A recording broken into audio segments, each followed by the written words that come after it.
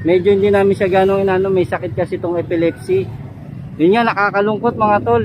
Yung sakit ng epilepsy, ilan ba anak mo? Apat. Apat, namaan na lahat. Yung lahat ng anak niya, namaan na yung sakit ng epilepsy.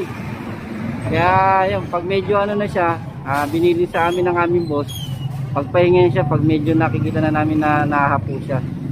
Kaya kung makikita niyan, pinapagang lang namin yung sitwasyon, nakasama namin siya. Pero sa totoo, kargado to ng ano niya sa buhay eh. Kaya dinadaan lang niya sa kain, sa katawa. Kaya bilib ako sa tao na to eh.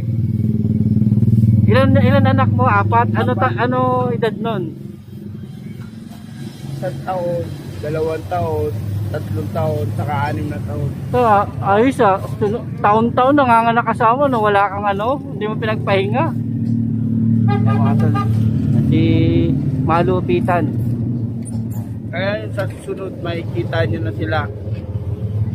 Hintayin nyo lang na kung gaano kami pamilya na malulupit, na maliliit.